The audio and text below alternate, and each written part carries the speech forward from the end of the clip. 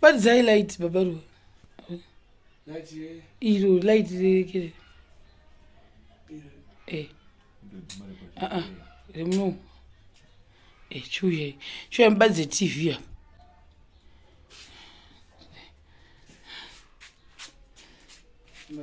Chadini. Tikupiko. Babaru wari kutsvaga wekera light.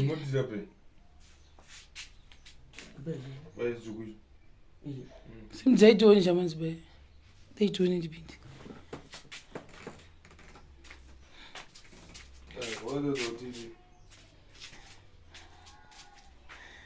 Isho, wabatidza.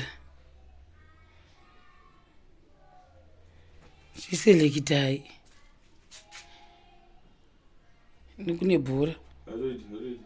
Avona bhora iri.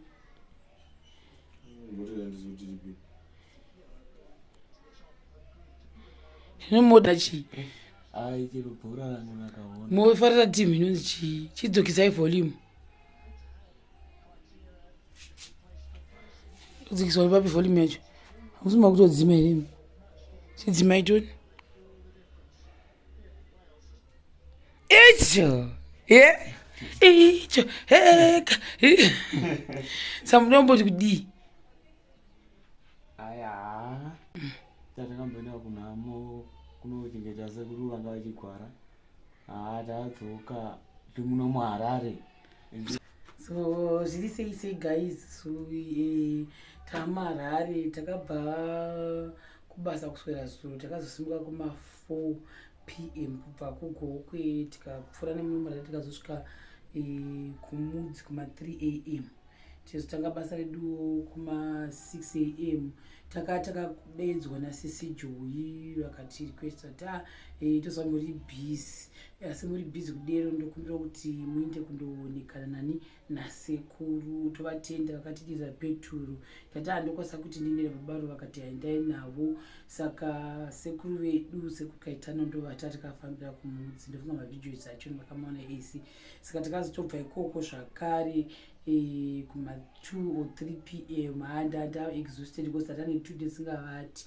Saka ndakundikana ndakuda sei ndakuzodzora ndakuzomirira kuti sekuru vachizoenda kundoradzikwa nekuti kwakune mabhodha akawanda vaida kuti vaitirwe process yacho. Ndikaona kuti netime yacho zvasingachaiti.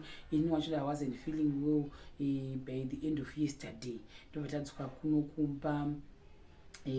kumba ndobaba vamukona vakatiperekedza tikara tese tatina Washi. By the way, Washi anga ariko tomutenda zvakare because vakazobatsira wokuvhiyawo mombe ikoko nemumwe mukomana wangu wana because ndo wangu achipesa mahwindo kumapenda kuti azobuda ari white anga asina kuzopedzeswa, plus nekuti skating mukati mechechi mese kupenda kuti skating ndo rawangu achita basa. Saka naWashington wangu ariko tikasvika kanobatana navo tikavarequesta kuti vatimirire because vaifana kunge vakadzoka, ndobva atimirira basa rake anga atopedza.